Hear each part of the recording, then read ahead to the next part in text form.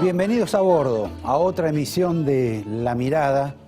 Hoy he estado muy formal, advirtiendo que hubo un desencuentro con nuestro amigo Nelson Castro y nosotros anunciamos que iba a estar en este programa. Y bueno, hubo un desencuentro, no ha sido culpa mía y creo que tampoco ha sido culpa de él. Pero no busquemos responsables. Quiero decirles que nunca en la historia de los últimos 60, 70 años de la Argentina hubo un caso como el que hoy atraviesa el país en materia electoral, no por el balotaje, sino porque nunca un presidente que eligió a su delfín, que lo designó como candidato, lo ha tratado a ese delfín con tanto desdén, con tanta indiferencia, ni siquiera a Balbín, que no le gustó que Ilia fuera presidente, ni siquiera a Alfonsín, que no le gustaba que Angelós fuera su sucesor, ni siquiera a Perón con Cámpora, y mucho menos, a pesar de la crispación y las dificultades que había entre ellos, entre Carlos Menem y Eduardo Duhalde. Esta es la primera vez en que alguien manifiesta que no tiene ni un sentimiento de cariño, de amor, por quien la debe suceder en el partido. La pregunta, insisto, que uno debe hacerse es, si ella no le tiene amor a Daniel Scioli, ¿cómo pretenderá que los demás le tengan amor a Scioli o al proyecto?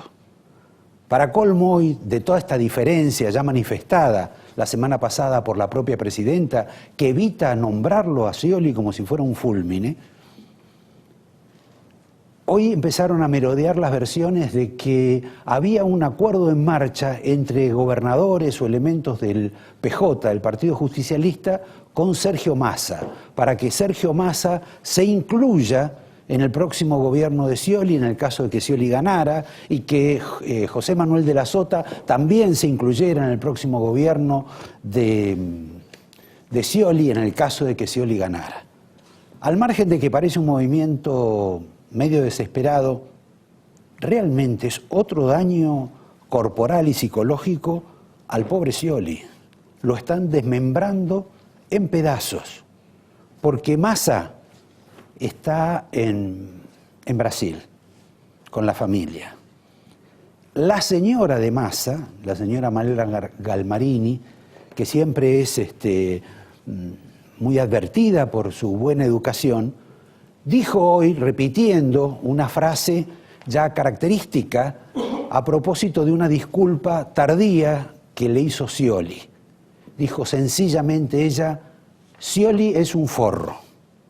Y a su vez, José Manuel de la Sota, a mí me parece que tampoco va a ser no solo funcionario de Scioli, sino que tampoco me parece que va a ser ministro o canciller de Mauricio Macri en el caso de que Mauricio Macri ganara. Más, si me preguntan, creo que el año que viene de la Sota no va a estar viviendo en la Argentina por un tiempo. Siempre hay alguna universidad que alberga a exgobernadores, a funcionarios políticos, con la carrera terminada o con la carrera por comenzar. Le pido al director que empecemos con dos fotografías, porque también hay una situación paradójica en la Argentina, ya que tenemos dos mujeres hoy en la Argentina que ustedes están viendo. Por un lado Cristina y por el otro María Eugenia Vidal. Las dos van a competir en el balotaje del 22 de este mes. Lo curioso es que ninguna de las dos participa como protagonista, pero son casi más importantes que los dos protagonistas, porque todo el mundo sabe que Cristina, en alguna medida, con el oficialismo, recoge la mayor cantidad de votos que luego van a Scioli. Y en la última elección, María Eugenia Vidal sacó más votos en la provincia de Buenos Aires que Mauricio Macri. Y Mauricio Macri hoy es más que un plausible candidato a presidente gracias a los votos inesperados de María Eugenia Vidal. Por lo tanto, se da esta paradoja. Ninguna de las dos va a dirimir en las urnas el tema de la voluntad popular, pero son más importantes que los dos candidatos. A propósito de la señora Vidal, ya le han dado una misión, sobre todo porque todavía no la están valorando como corresponde, en el sentido de la figura que es. La figura, porque ya antes era una señora de la casa, ahora ya hasta la ven como una especie de modelo, como si fuera Claudia Schiffer.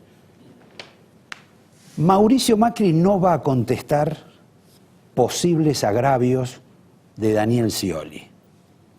Y Daniel Scioli, en alguna medida, se ha vuelto un poco más agresivo con Macri, es parte de la contienda. Pero Macri va a ser Janov, va a levantar las manos, dijo yo no peleo, no tengo nada que ver con esto. Ha comentado que le parecía que Scioli, él creía que era antes una buena persona, cuestión que ahora debe pensar que es una mala persona. Digamos que lo descubrió un poco tarde en todo caso, porque hace 40 años que están juntos, de un modo o de otro, salen de día, salían de noche, eran amigos, se veían, compartían virtudes y vicios, digo metafóricamente. Entonces, ¿quién le va a contestar a Daniel Scioli? La elegida es la señora María Eugenia Vidal, un comodín del PRO para lo que sea necesario, limpiar la casa, abrir la puerta, atender a los chicos, quizá a la propia nena de Mauricio si éste se lo pide. De cualquier modo, lo cierto es que María Eugenia Vidal está agradecida, obviamente, al meteoro en el cual lo ha convertido Mauricio Macri.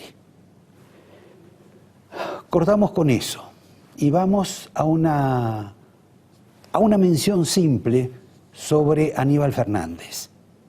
Porque así como tuvimos el estrellato de María Eugenia Vidal, tuvimos el ocaso, también meteórico, de Aníbal Fernández. El hombre que ahora es obviamente el responsable hasta del fusilamiento de Dorrego. De todo. Pero independientemente de eso, hay algo que nos debe Aníbal Fernández y que inexplicablemente ha callado.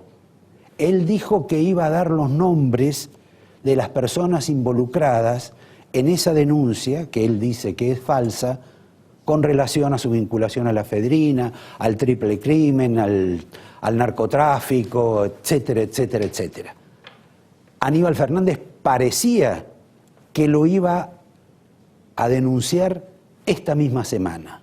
Desde entonces ha guardado silencio y me parece que va a seguir guardando silencio hasta que pasen las elecciones. Quiero hacer una pequeña mención, una importante mención en todo caso, para que entendamos las diferencias que hay entre los países. Uno lo puede encontrar en materia de educación, entre lo que hacen ciertos países y lo que hacen otros, inclusive países más humildes que la Argentina, económicamente más pobres. Pero no me voy a referir al tema de la educación, sino al tema de la corrupción. En Brasil hay un museo, el museo más grande de toda Sudamérica. Es el Museo de Curitiba, que se llama Oscar Niemeyer. Niemeyer ha sido un arquitecto famoso, el hombre que hizo Brasilia, por lo menos la mitad de Brasilia la hizo, era amigo de Juscelino Kubitschek, tiene la característica de que vivió hasta los 104 años y siguió trabajando casi hasta los 104 años. En Brasil, por supuesto, hay constantes homenajes a Niemeyer, que no solo hizo la ciudad de Brasilia, sino que también ha hecho obras por todas partes del mundo. En la Argentina, por ejemplo, y esto ya me estoy saliendo de lo que quería decir, pero vale la pena la mención, hizo un proyecto para un puerto de la música en Rosario, que no prosperó, pero sí colaboró, a pesar de ser marxista, declarado comunista, en la idea de reflotar 2 o 3 plazas de la capital federal en tiempos que Lanús era presidente. Una es la plaza que está ahí en Palermo, cerca del Malva, una plaza casi dedicada a los chicos, y hay otra, una plazuela chiquita que está en la calle Esmeralda, casi dedicada para los amantes de la lectura. Este detalle es para introducirlos en ese museo. Si hoy usted va a ese museo en Curitiba, va a encontrar una de las salas plena de cuadros, de obras de arte. Obras de arte de todo tipo, de la pintura europea del siglo XVI, XVII, muchísima obra de arte de los brasileños, de Di Cavalcanti, de Camargo, de Leiner, de Amílcar de Castro, y otros famosos, y otros carísimos, como estos. Toda esa sala de cuadros impresionantes, de los cuales ustedes están viendo alguno atrás, son cuadros de la corrupción. Desde que estalló el tema del petrolao, de las coimas que pagaban por la obra pública, tan comunes en Brasil y en otros países, la policía no solo puso preso con la justicia a infinidad de empresarios que todavía están presos y que amenazan pagar una cantidad de años impresionante a algunas personas que parecían intocables, sino que les confiscaron temporalmente los cuadros, inclusive para cuidárselos. Entonces hay una sala, esta sala impresionante, en ese museo, para la obra que se habían, digamos, comprado todos estos delincuentes y que hoy la tienen exhibida para el que quiera verla. Bastante distinto a la Argentina, ¿no? Porque algunos de los personajes denunciados en la Argentina por actos de corrupción semejantes, inclusive con algunas de esas mismas empresas, ni siquiera compran obras de arte, compran yates, aviones. Y en Brasil algunos están presos, unos cuantos, otros están casi bajo sumario, y en la Argentina creo que hay uno solo que está con probation. Una diferencia de países. Como el tema de la justicia va a ser muy importante, sea Scioli el presidente o sea Mauricio Macri, me voy a detener justamente en el caso de Macri. Porque la verdad que de Scioli no sabemos, anunció muchos ministros, pero no nos dijo exactamente quién va a ser el de justicia. En el caso de Macri sí sabemos. Es parte del acuerdo, del entendimiento con el radicalismo. Y dijo que el ministro de Justicia va a ser Ernesto Sanz. A propósito de este tema, quiero decirles que es del único ministro que ha trascendido, que tiene una actividad intensa para los meses que van a venir en el caso de que lleguen a la presidencia. Yo miraría, por ejemplo, si Sanz es ministro de Justicia y Macri presidente, la situación de algunos magistrados. Me parece que, por ejemplo, el juez Norberto Yarvide va a tener algún tipo de dificultad. A menos, claro, que le recuerden que se podía jubilar. Y tal vez él se jubile antes y se vaya con Cristina, la persona que ha sido beneficiada con varios de los fallos de Ollarvide. También creo que, a pesar de que la Procuradora de la Nación, la señora Alejandra Gil Carbó, tiene presuntamente su cargo asegurado, la forma de vida que se avecina le va a dificultar continuar en el cargo. Quizá por propia voluntad decida irse, pero también creo los radicales que están con Sanz y el propio Mauricio Macri van a hacer lo imposible para que ella se vaya. Y también advierto que están trabajando en algunas cuestiones vinculadas al Consejo de la Magistratura, a resolver los problemas del empate que hay habitualmente en el Consejo de la Magistratura. Como son nuevos tiempos, por ahí viene alguna reforma. Por lo tanto, se va a complicar la situación de muchos de los magistrados designados por este gobierno. También al respecto, en relación con el radicalismo, quiero decirles que me parece que el que fuera ministro de Defensa en tiempos de Duhalde, que fuera ministro con Raúl Alfonsín, Horacio Jaun Arena, va a tener una enorme responsabilidad en el tema de la defensa. si bien quizá él no sea ministro, yo diría que él va a aconsejar quién es el ministro. Bueno, hablé mucho de los radicales. Hace tiempo que no hablábamos de los radicales, más, hasta creemos que los radicales no existen. Y la verdad no sé si existen, pero algún sobreviviente, alguna especie en extinción todavía queda. Pero vamos a hablar de otro personaje que apareció hace poco, hace horas. Alguien que descubrió el don de la palabra, y sobre todo el don de la palabra contra Cristina de Kirchner. Y curiosamente es un ministro de Cristina de Kirchner, Florencio Randazzo. El hombre que, así como Macri es famoso en la Argentina y lo votan porque hizo el Metrobús, a Randazzo, a Florencio Randazzo, la gente lo tiene en consideración porque importó vagones de China. Esta es la cultura argentina y la cultura de los candidatos, la cultura del helicóptero, porque todos andan en helicóptero. Scioli, Cristina, Macri. Y no sigamos. ¿Qué ha pasado? El señor Randazzo ahora salió a cuestionar a Cristina de Kirchner. Y Cristina de Kirchner no lo echa. Qué curioso, ¿no? Qué sorprendente. Y habla mal de Cristina. Entonces, a lo que atinó Cristina, que antes tiraba del mantel y tiraba todo lo que estaba en la mesa, es a ordenarle a Zanini, que era amigo de Randazzo, a que le contestara. Le ha contestado tibiamente, como parece que es Zanini en algún aspecto.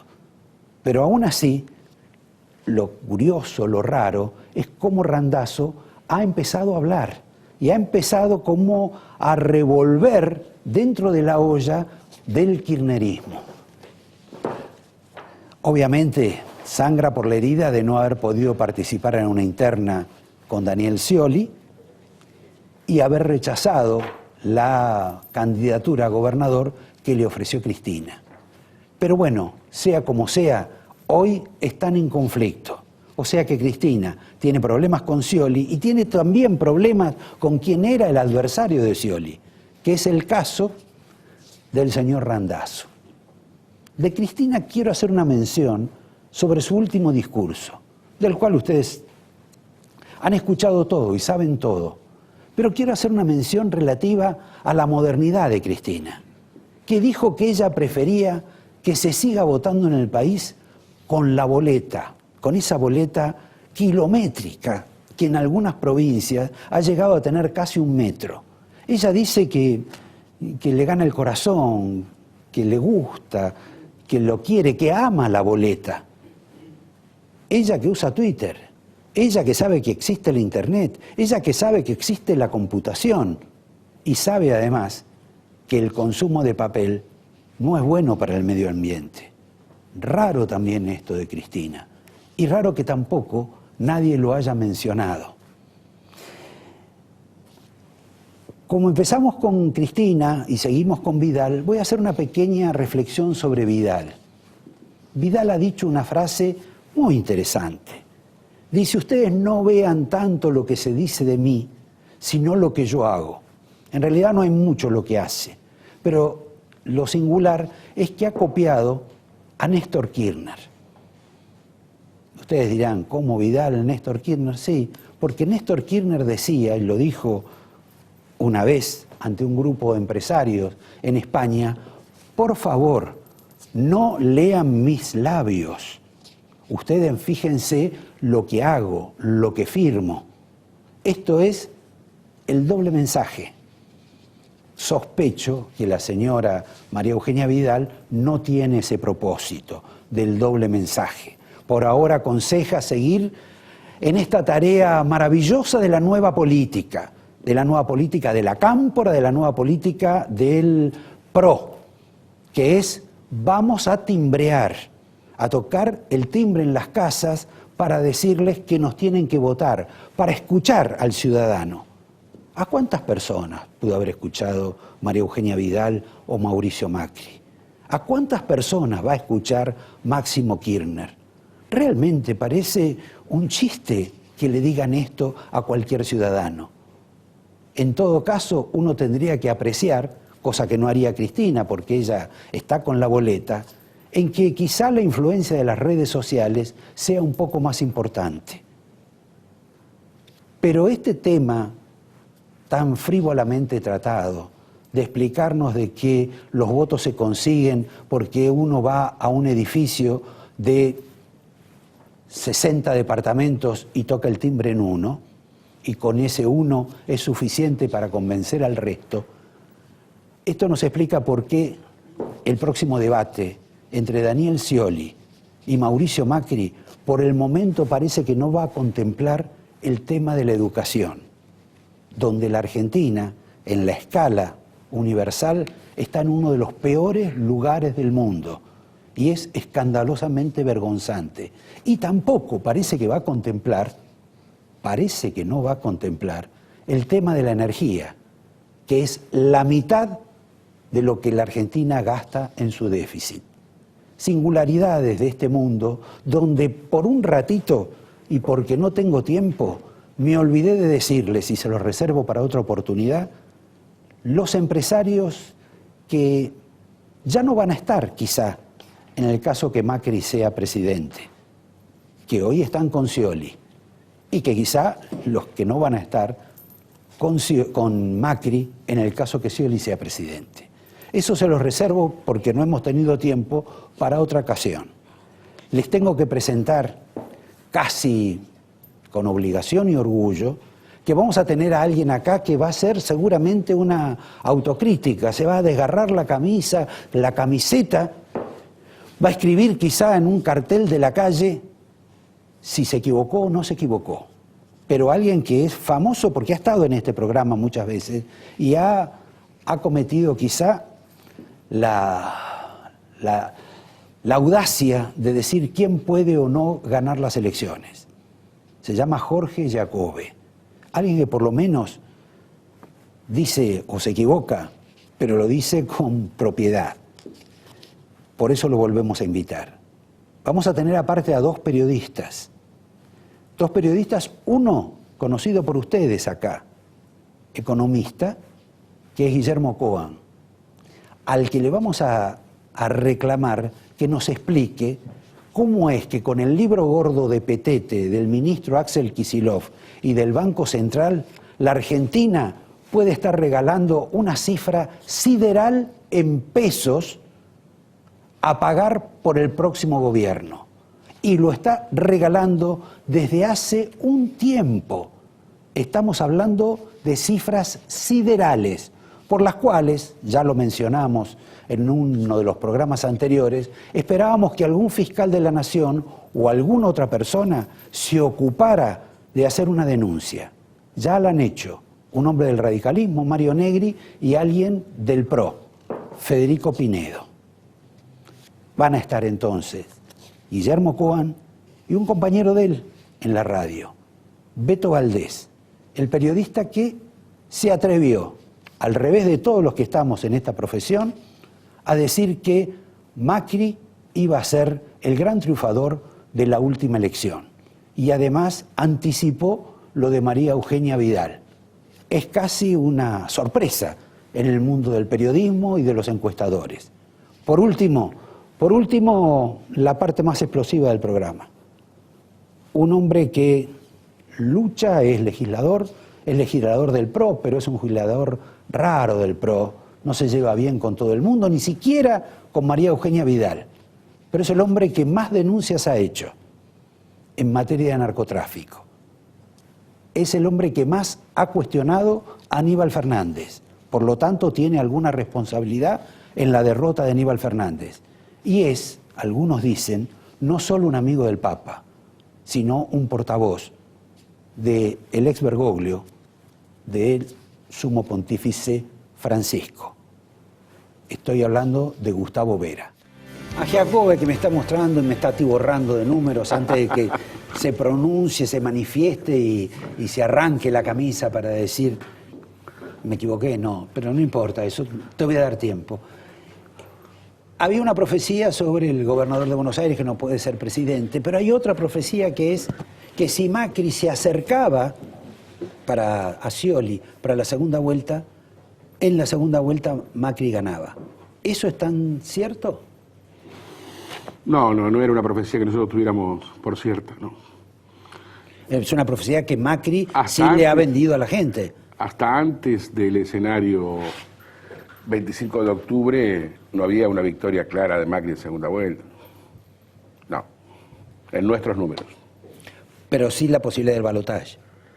Estaba o no la posibilidad del balotaje, y de hecho dimos resultado 17 encuestadores. El promedio de las 17 encuestas daba 39,7 a 30, el promedio. El que más bajo dio 38, el que más alto dio 42. Digamos, no es que... Yo quisiera precisar, por supuesto que no pudimos anunciar lo que pasó, pero de ahí a que haya habido un error hay un rato largo. Porque bueno, pero el error está. No está claro qué es un error en la encuestología. Un error es lo que pasó en Misiones, que 5 encuestadores ven que gana el gobernador y 2 vemos que gana el cura. Eso estás hablando del año del Jopo. Hay encuestadores que ven 2 cosas distintas mirando lo mismo. Un error es que 5 encuestadores lo ven ganando a Kirchner contra de Narváez y 5 encuestadores lo ven ganando a de Narváez contra Kirchner. Hay encuestadores que están viendo distintas cosas en el mismo escenario. En lugar de hacerte la autocrítica, me estás explicando... No. Acá ningún encuestador alteró exactamente el orden de prelación de los candidatos. El primero fue primero para todos, el segundo fue segundo para todos, el tercero fue tercero para todos, el cuarto fue cuarto para todos. ¿Qué provocó este despelote fenomenal? Que Scioli tuvo 2 puntos menos que lo que se esperaba y que Macri tuvo 4 puntos más que lo que se esperaba. Eso fue todo. Se movió solamente el 6% del electorado. Massa tuvo los 20 que se esperaban y que anunciaban las encuestas. Sí, pero, Margarita los 4, el Partido Obrero los 4. Pero no en la provincia de Buenos Aires. En el país. Bueno, sí, pero acá hubo un terremoto... Espera un poquito. Respecto de la provincia de Buenos Aires se presentaron solamente 4 encuestas. Ninguno quiso hablar de ese tema. Ningún medio le preguntó a ningún encuestador quién ganaba y quién perdía. Solamente 4 encuestas hubo respecto de la situación del gobernador de la provincia de Buenos Aires. Nosotros dimos resultado 25 días antes de la elección con 37,5 para Aníbal y 29,4 para María. 8 puntos de ventaja para Aníbal. Tuvimos que dar resultados 10 días antes. No dimos resultado en la provincia de Buenos Aires porque se estaba moviendo. El jueves a la noche, yo hablé, anterior al comicio, 48 horas antes del comicio, yo hablé con los 2 comandos y le dije esto está 34 a 34. Y ninguno de los 2 comandos lo creyó. Estaban empatados el jueves a la noche. ¿Y cuál es la razón de este fenómeno de la naturaleza climático que ocurrió con esta mujer? El fenómeno en realidad es un fenómeno fantástico donde la sociedad argentina le pone el límite a la droga. Independientemente de que sea cierto o no que Aníbal esté vinculado a la droga, ante la menor sospecha de que un candidato en posibilidad de ganar esté vinculado a la droga, la sociedad argentina gira sobre su talón y lo para. O sea que una agencia de publicidad te puede convertir a una persona en gobernador o presidente. Pero, por supuesto que una buena instalación de un tema puede modificar, insisto, se movió el 6% del electorado. En la provincia de Buenos Aires una fenomenología, si vos me decís que algo no entendimos el corte de boleta. Porque en las PASO no había habido corte de boleta significativo para María, era 29 a 29,4 respecto de Macri. Los intendentes nos decían, no va a haber corte de boleta porque la boleta del gobernador está en el medio, el metro 20. ¿Qué hizo la gente para superar esa barrera? Votó desde María boleta completa. Y en eso se beneficia Mauricio Macri también. Esto es lo que pasó. Cortó boleta de otra manera. Agarró la boleta de María y para no tener la ingeniería de corte metió la boleta completa. Te puedo mostrar provincia por provincia. Ahora, es clarísimo. Y más que hablar de lo que pasó hace poco... No hubo corrupción en este caso de los encuestadores. No hubo encuestadores comprados para decir. Todos los encuestadores nos manifestamos en 3 puntos de diferencia. Ahora, todos acertaron Massa, todos acertaron Margarita, todos acertaron Frente de Izquierda, todos acertaron Rodríguez Sá. Nadie se movió. 2 puntos menos para Scioli, 4 puntos más para Mauricio. Eso es todo lo que pasó. Digamos, el candombe fue en la provincia de Buenos Aires. Y te puedo decir por qué no hubo corrupción, porque los encuestadores kirchneristas no dieron resultado. Bueno, de eso precisamos luego. El kirchnerismo no pagó publicidad para Scioli. No pagó publicidad para Scioli. El kirchnerismo, la Casa de Gobierno. Una más en todo lo que acabo de decir antes. Sí. Fíjate, los encuestadores kirchneristas no dieron resultado. Ahora, el 22, hay una sensación de que hay una oleada macrista. Para el 22, sin embargo, no va a estar María Eugenia Vidal compitiendo, que era, digamos, el polo de atracción hacia arriba para Cambiemos.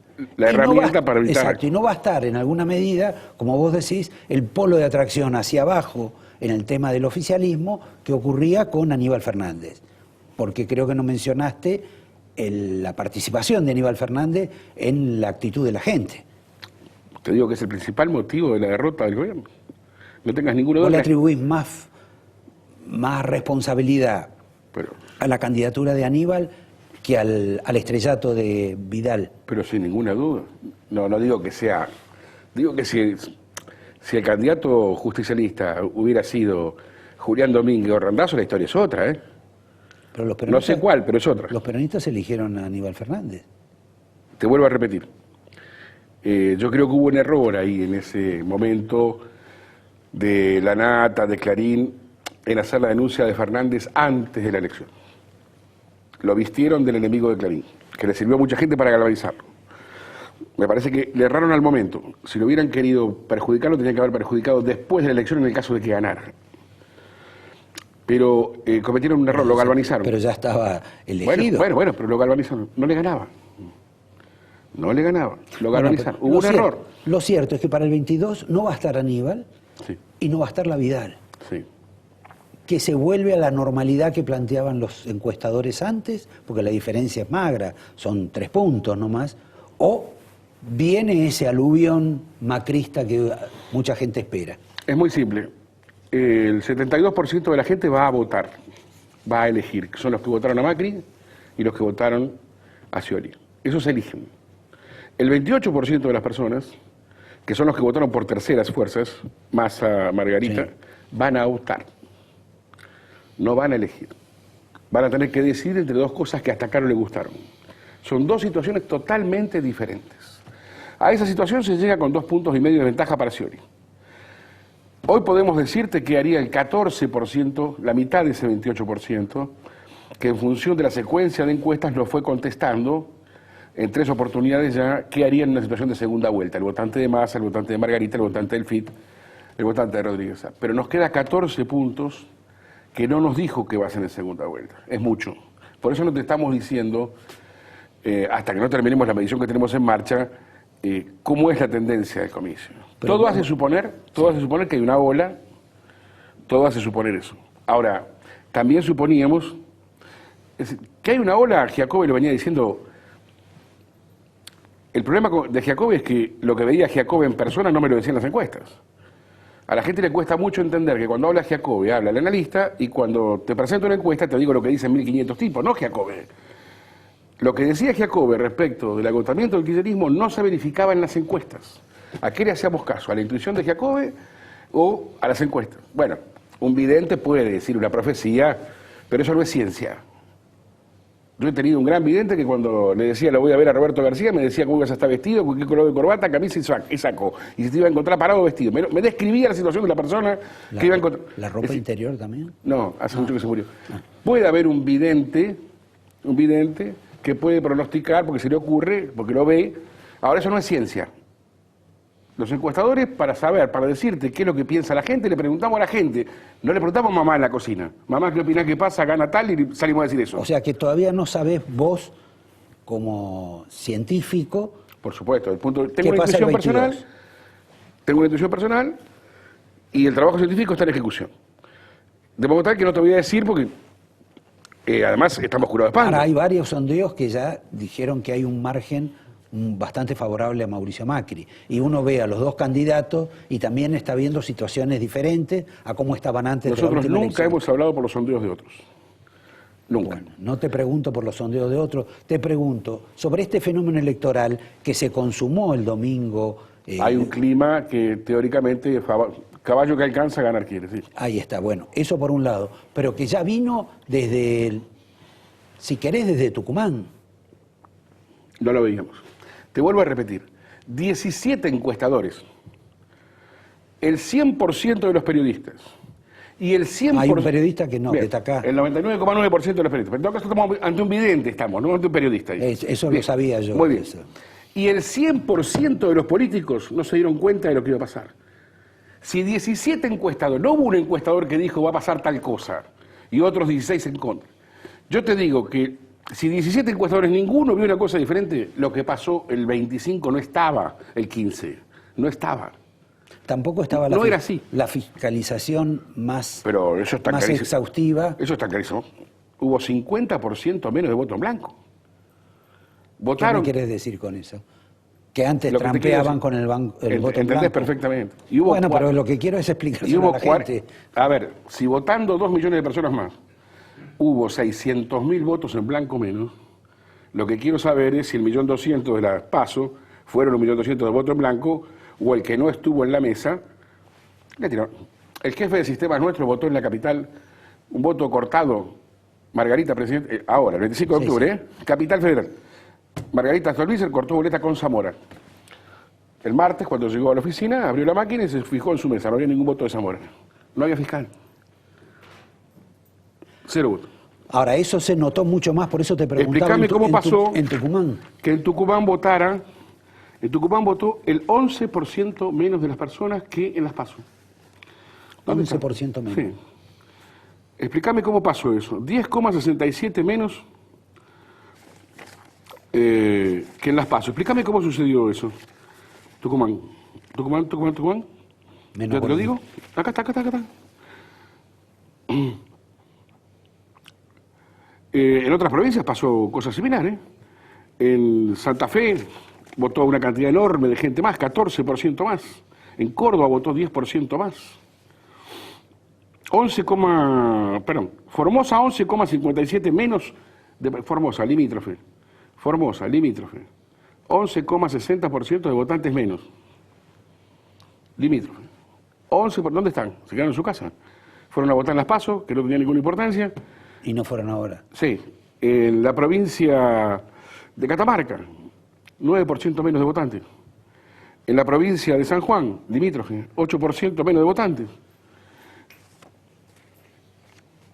Lo que vos me venís a validar es que antes hubo fraude. Que no hubo fiscalización. Y ahora con fiscalización, Cambia todo. cambio. Provincia por provincia te puedo dar el panorama. Es absolutamente extraño lo que pasó en esta elección. El FPV retrocedió porcentualmente en 8 provincias. En San Juan retrocedió el 14,23% respecto del porcentaje sacado en las PASO.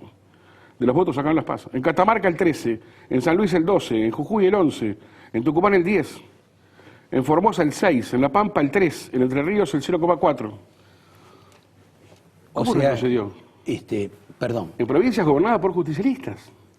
la gente fue fiscalizada. María Eugenia Vidal ha sido un fenómeno. Aníbal Fernández es el culpable de gran parte del drama que han tenido el oficialismo en la provincia de Buenos Aires, y la responsabilidad global del triunfo anterior había sido de Cristina, y ahora de la derrota simplemente porque se le pusieron a mirarla. Yo lo que te digo es, con todos los funcionarios en juego, diputados, concejales, intendentes, gobernadores, en 8 provincias el FPV retrocedió. Ahora con Scioli Pelado estamos en problema. Te agradezco, es casi un anticipo. No es un pero pronóstico. No es un pronóstico, sobre todo del científico. Si querés un pronóstico sin error, te lo digo, uno de los dos va a ganar. Ah, bueno, muy bien. Y si le erro ya, si es empate, me suicido. Te lo agradece la audiencia. Te traje un libro que me encantó. La Buenos Aires de Gardel. Bueno, un libro de época, donde Sí. también había fraude. Sí, claro. Te agradezco, Jorge. No. Los invito a ustedes a hablar con 2 periodistas. Con un periodista que acertó el pronóstico y con otro periodista de economía que, aparte de acertar o no con el pronóstico, nos va a explicar cómo termina esto del libro gordo de Petete que le inventó Axel Kicillof a la señora Cristina. En un minuto nomás. Muchas gracias. No, bueno. Como hay muchos desafíos, acá los jóvenes han decidido desafiarme a que, en lugar de pasar para la próxima semana el tema de los empresarios, del macrismo, de los empresarios del ciolismo, los que se quedan, los que no se van, a ver si lo tratábamos acá. Yo sugiero tratarlo. Pero antes tenemos que hacer una mención al caballero que está acá, el señor Valdés, que acertó, nadie sabe cómo, por qué, pero nos podés explicar vos, porque Jacobo nos explicó por qué no había acertado. Ahora explícame vos, como periodista, por qué acertaste. Bueno, primero gracias Roberto por la invitación y en segundo lugar A ver, no es que acerté, yo en todo momento creí, primero, que iba a haber balotaje, porque me parece clave con lo que cerró Giacobbe el bloque anterior. La sensación de análisis político fino que había dejado las PASO, y después, como vos decías, el efecto Tucumán significaba que esa libertad que hubo para meterle la mano en el bolsillo a los otros no iba a estar disponible el 25 de octubre. Es decir, que ahí estamos viendo un poco el techo de Daniel Scioli con toda la estructura del Partido Justicialista en todas las provincias. Entonces, ahí se daba una sensación. Después, muchos encuestadores operando, y el otro fenómeno, ¿no? El de María Eugenia Vidal, el de la Iglesia, el de importantes sectores de la educación vinculados a la Iglesia, los curas villeros, el padre Pepe, Monseñor Lozano. El padre Pepe ha dicho que él no jugó por ninguno en particular. Jugó contra uno. O no le voy a creer al sacerdote. Jugó contra uno. Él Después, dice que estuvo con Aníbal Fernández. Lo tuvo y que con recibir. María Eugenia Vidal. Lo tuvo que recibir después de recibir a María Eugenia Vidal, con quien tiene una muy buena relación, tanto como con su mano derecha, que probablemente sea el jefe de gabinete de la próxima gobernadora, Federico Salvay, ¿no? Una figura a tener en cuenta. Ese es el esposo de Carolina Stanley, de la ministra de Desarrollo Social. Es como endogámico todo, ¿no? Como dice Cristina, ¿viste? También los no peronistas tienen parientes, dice el otro día. Claro. La parte más entretenida. De alguna manera, sí. Bueno, algo me explicaste de eso. Y hablemos un poquito de cómo viene la campaña, los scratches, esta teoría del miedo, las... Sí. Mira, Joao Santana. Lo primero que te voy a decir es, yo al Beto Valdés lo presento como Julio Ramos te presentaba a vos. ¿Te acordás que Julio Ramos decía el periodista mejor informado de la Argentina? Mira yo vos. lo presento al Beto como uno de los mejor informados de la Argentina, y la verdad que es espectacular, porque te digo que prácticamente desde el 2011, contemos desde el 2009, que la viene acertando Beto. Acertó la derrota del kirchnerismo en el 2009, la del 2011, no el 54, pero sí que ganaba Cristina en primera vuelta. Cuando vos escuchabas a este decir que gana, que puede ganar Macri, que en la provincia de Buenos Aires la Vidal, etcétera. Yo le decía, mirá que los empresarios están todos jugados a Scioli, digamos. Sí, efectivamente. Y nos vamos a Así, quedar sin aviso. el coloquio, y más o menos, el coloquio de... Hoy, ojo que los avisos los pone la política, ¿viste? Hoy un dato muy importante, que obviamente ha sido un problema muy fuerte, es que hoy finalmente quedaron 3 avisadores en Argentina, en este orden: Daniel, Cristina y Mauricio. Esos son los 3 avisadores que hay en la Argentina. Y eso es un gran desafío para lo que viene, Roberto. Es decir, si el periodismo... ¿Qué crees que lo que viene va a ser muy distinto? No, por eso es un No, gran aparte desafío. puede ser pero Mauricio, eso que maneje las claro, 3 cajas. Mauricio y Mauricio. Claro, exactamente. Bueno, perdón. He leído al señor Durán Barbas diciendo que Mauricio es un caso único en la América Española y que el PRO es un caso único en la América Española. El mejor cuadro político de los últimos, diría Aníbal Fernández. Claro, el mejor cuadro político de los últimos 50 años. O sea, que esto es lo que se respira en la cercanía de Mauricio. Me parece que... Y además con un señor que ha tenido algunos problemas con más de un periodista en los últimos tiempos y que en general no se ha consignado. Es verdad, no, y no solo eso, sino que hay toda una corriente, el ala política del PRO, si querés, con Emilio Monzó y compañía, que dicen, llegamos hasta acá y nos fue bien a pesar de Durán Barba, no con Durán Barba, a pesar de Durán Barba. Yo de todas maneras, igual, Roberto, creo que... No, porque, a ver, ahora algunos, o el propio Durán Barba quiere decir que él tenía razón en el no acuerdo con Sergio Massa, pero cuando hubo... Perdón, y el no peronismo. El no peronismo, pero él era un ferviente detractor de Cambiemos, del acuerdo con la Unión Cívica Radical, de la Convención de Gualeguaychú, de la doctora Carrió, y eso a Monzó lo ninguneaba, y de alguna manera me parece que una de las claves en la fiscalización en Córdoba, porque todos hasta ahora hablamos de la provincia de Buenos Aires, que no lo quiero ningunear, pero el 53% de Córdoba no lo tenía ni de la Sota.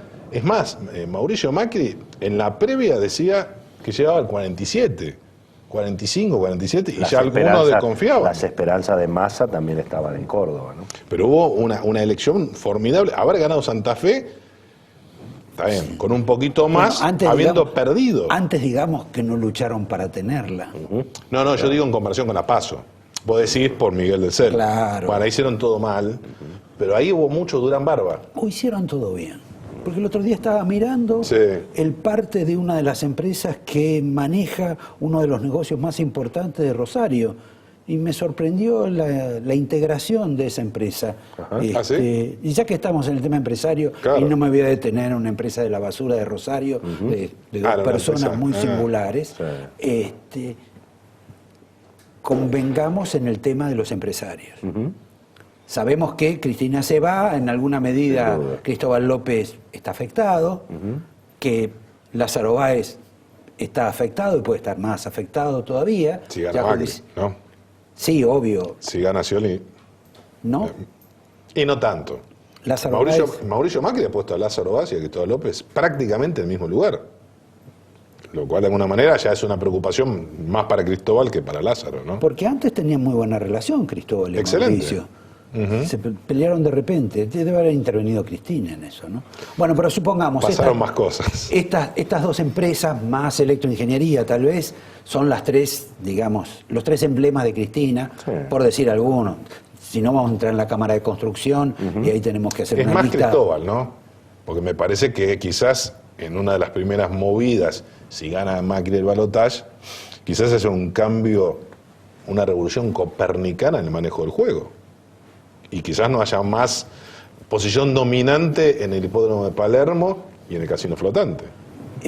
Y eso Se tan van a rápido, aplicar, ¿lo ves? se van a aplicar reglas antimonopolio aparentemente, Ah, pero sí, son en ese todas, en son ese todas sentido. discusiones, digamos. Al que hay. estilo Bill Gates. Lo cual, perdón, lo ¿no? cual estaría muy bien, porque nunca es bueno que un negocio lo concentre, hemos aprendido, Roberto, uno solo, ¿no es cierto? Claro. Entonces, tiene que haber tragamonedas, bueno, pero que no las tenga uno solo. Eso es bueno siempre es bueno que sean Pero varios. nunca se digamos. sabe cuándo es No. uno solo, porque aparecen varios, pero en realidad siempre Está es uno bien, solo. pero está bien, es probable, pero en todo caso son empresas, digamos, distintas, puede haber eventualmente alguna cartelización, pero en el negocio del juego hay compañías internacionales también, Que no no- hay solamente. que no están acá. Algunas están, algunas con más, algunas quieren Y las que estar, están me parece que algunas están quieren asociadas, estar, ¿no? sí. Como De Cristóbal. todas maneras, Yo ya conocí me ese parece negocio que el mundo, en algunos otros rubros. pero me parece que el mundo empresario, independientemente, obviamente, del caso de Cristóbal López, que me parece que interesa más por su vinculación con los medios, en alguna medida, me parece que efectivamente hubo un cimbronazo por el resultado electoral, por lo menos yo estuve en el coloquio de IDEA, y si bien por supuesto había un sentimiento muy contra Aníbal Fernández y muy, digamos, de expectativa respecto de María Eugenia Vidal, la mayoría creía como un hecho que era Scioli el próximo presidente, ¿no? Y yo creo que ahí, en alguna medida, como diría Macri, el círculo rojo le creyó, o hizo que le creyó, o le convenía creerle a Scioli. ¿Cuál fue la campaña de Scioli? ¿Qué es lo que dijo Scioli en el coloquio de IDEA? Los miraba a los ojos y le decía, muchachos, yo no soy Cristina. Ustedes saben que yo no soy Cristina, ténganme paciencia. Eso lo creyó el círculo rojo y algún sector del periodismo también.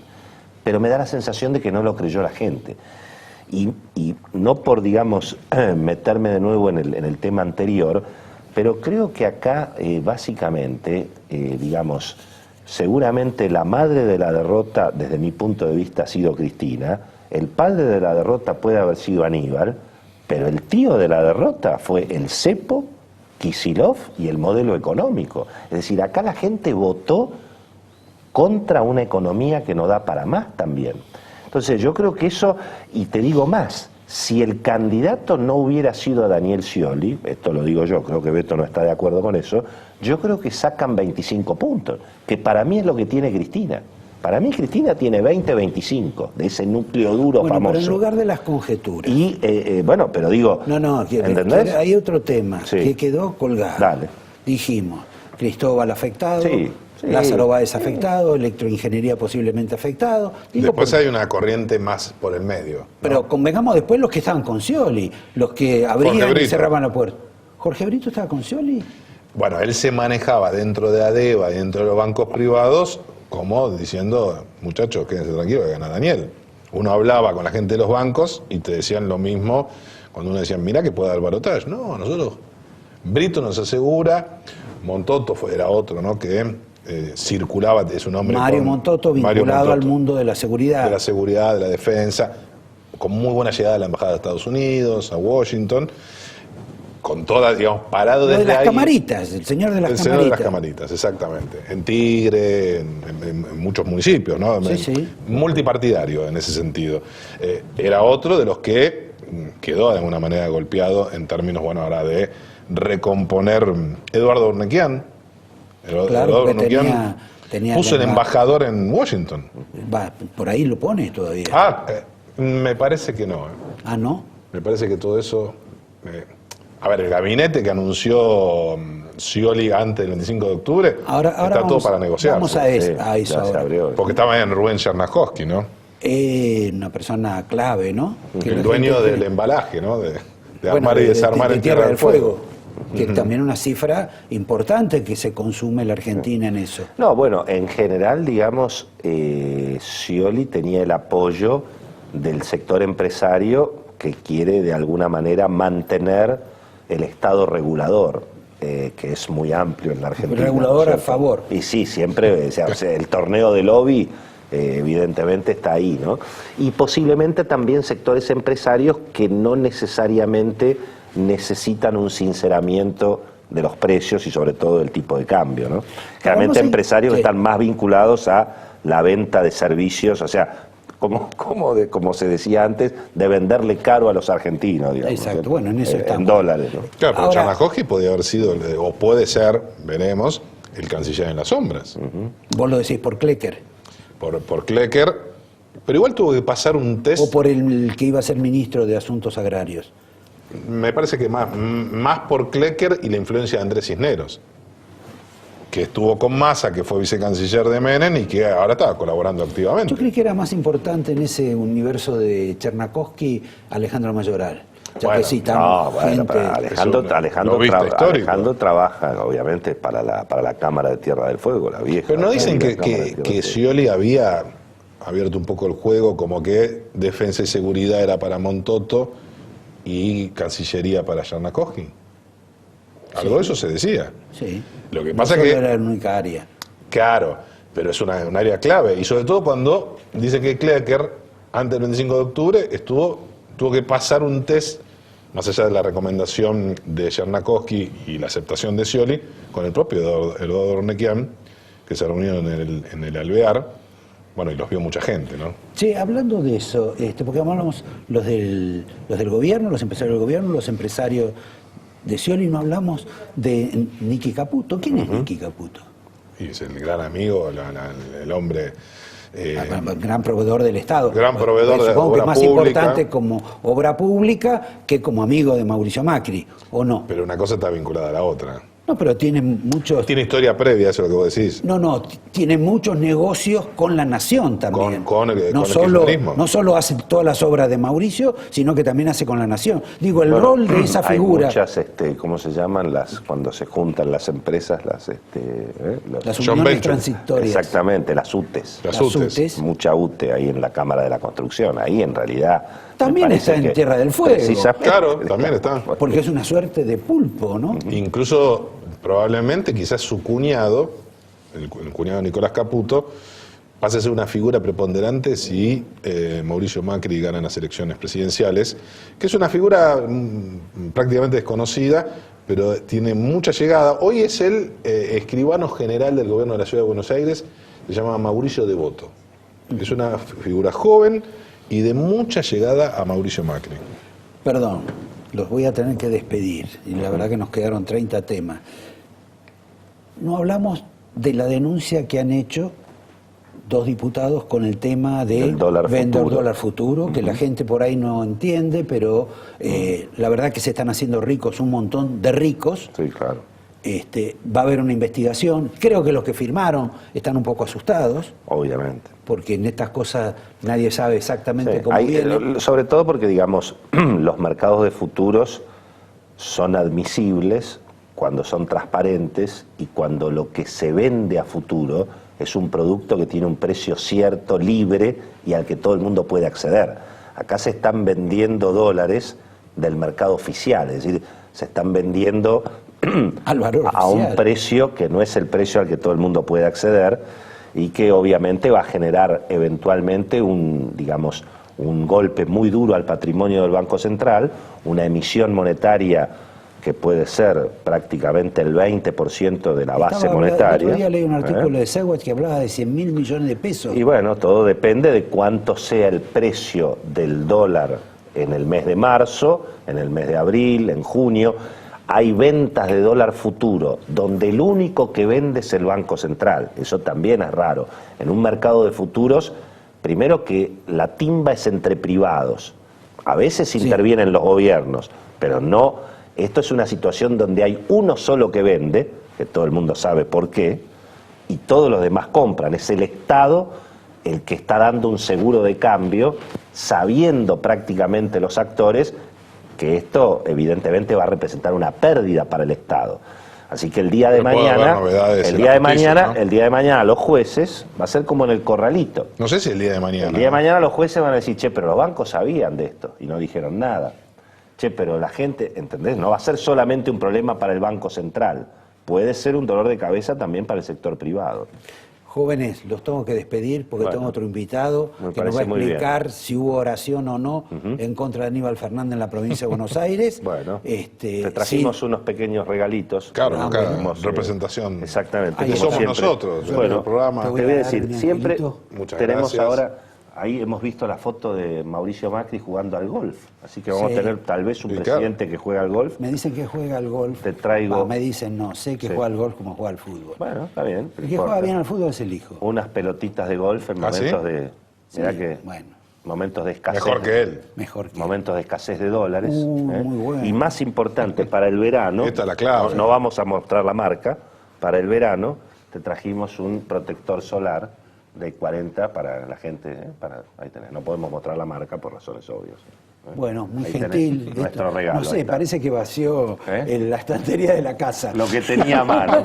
Lo que tenía se te agradece, es de buenos compañeros profesionales. Muy gentil, mucha suerte a ustedes. Muchas gracias. Otro día nos vemos con más tiempo. Exactamente. Estamos siempre en Millennium, en 106.7, todas las tardes, de 19 a 20, con el Beto, que ya verán. Claro, el hombre que acierta todo. Exactamente. Y cuando estemos juntos, que vamos a estar mucho tiempo hablando, ustedes no van a estar presentes. Los espero en apenas un minuto con Gustavo Vera y vamos a ver esta película de la iglesia, la droga, Aníbal Fernández y el futuro que nos depara. Y también, sobre todo, ¿cómo es posible que un señor importante en el PRO, que genera este tipo de situación tan revolucionaria, me parece que no se lleva bien como María Eugenia Vidal? En un minuto nomás. Gracias. Gracias. Tengo que reparar hoy varias reparaciones, tengo que hacer, bueno, el cuerpo da para poco y la cabeza menos. Una aclaración con nuestro invitado, Vera, porque él no trabaja con el PRO. Él en alguna medida llegó acompañando a Lilita. Después se abrieron. Encabezamos la lista de legisladores. UNER era un frente. Lilita encabezó en diputados, Pino en senadores y yo en legisladores. Quiero decir, no fui en ninguna lista sábana. Encabezó una lista representando a la Alameda, que es una organización que se ha ganado una autoridad moral importante entre la sociedad civil por su lucha contra el trabajo esclavo, la trata, el narcotráfico y las mafias en general. Y después te fuiste con Martín Lustó. Nosotros tenemos un partido propio bien común que compitió en las PASO, pero lamentablemente sacamos 15.000 votos, era la primera vez que nos presentábamos y apenas prácticamente sin recursos. Tenés que pensar que desde que asumí dono el 60% del sueldo ante escribano público a organizaciones de la sociedad civil, porque estoy en contra de que los políticos ganen salario de Emirato Árabe cuando la población promedio cobra salarios muy bajos. Propuse, de hecho, y lo llevé al recinto, que ganaran lo mismo que un director de escuela. Un director de escuela, claro, está ganando alrededor de 25.000 pesos, no era un sueldo miserable. Perdí 47-4, pero bueno, mientras sigo insistiendo año tras año, mientras tanto ya he devuelto más de $500.000 de pesos largamente. Así que sin recursos competimos en una campaña donde sacamos más o menos 1.000 votos por comuna, una buena elección por ser la primera vez casi sin afiches, casi sin conocimiento público, con fraudes. Bueno, pero vos tenés una ventaja, vos es como que te apadrina Francisco. A ver, nosotros trabajamos con Bergoglio muchos años antes y sabemos de nadar contra la corriente y hemos llevado adelante causas muy importantes en las cuales hemos logrado desmantelar, por ejemplo, las casitas de Río Gallego, los prostíbulos de Zaffaroni, desmantelamos a toda la banda de Estiuso, Saller, Patricio, etcétera, la causa por enriquecimiento ilícito, que por lejos es la más importante. Y bueno, y ahora, la verdad que este año ha sido un año muy bueno porque sacar a Estiuso y sacar a Aníbal de juego es como sacarle a la mafia a Maradona y a Messi. Se quedaron con 9 y perdieron los 2 mejores. Ahora, escúchame, con relación al tema del... ¿El Papa jugó en esta elección? A ver, si vos te fijas en los documentos de la conferencia episcopal, el Papa no juega por ningún candidato, esto está claro, pero bueno, también no es está cierto claro. eso. Es verdad, sí, es verdad. El Papa no juega por ningún candidato No, y yo creo que claramente no. viene advirtiendo... El Papa jugó contra Massa. El Papa no recibe a Massa, es Bueno, cierto. entonces no jugó recibe, contra sí, Massa. sí, sí. O sea que esto de que no juega, y además lo que quiero saber, ¿hubo o no hubo una oración en las iglesias de la provincia de Buenos Aires por el tema de Aníbal Fernández? Lo único que te puedo decir es que si vos ves el documento de la conferencia episcopal de noviembre del 2013, es un documento durísimo que advierte sobre el peligro del crecimiento del narcotráfico. Recordarás la polémica pública entre el Papa Francisco y Aníbal Fernández en torno a una carta que me había enviado hablando del peligro de mexicanización de la Argentina, donde Aníbal Fernández salió a desmentirlo al propio Papa Francisco diciendo que este seguía siendo un inocente país de tránsito y no de consumo y producción, como Francisco le estaban llegando informes por todos lados, no solamente desde la Alameda. Si vos ves las homilías que Francisco daba como Bergoglio en la Plaza Constitución, en cada septiembre que se conmemoraba el Año Internacional contra la Trata, vas a encontrar durísimas expresiones respecto a la ciudad coimera, respecto a los sobornos, respecto al trabajo esclavo, respecto al lavado de dinero, en momentos donde Aníbal Fernández tenía importante poder en resortes claves del Estado. Es decir, nosotros no cuestionamos, no nos metemos en la cuestión episódica, aunque sea grave, del triple crimen, que eso lo investigará la justicia. Nosotros decimos que Aníbal Fernández fue un facilitador estratégico desde el Estado para el crecimiento de las mafias y el crimen organizado, y lo decimos abiertamente.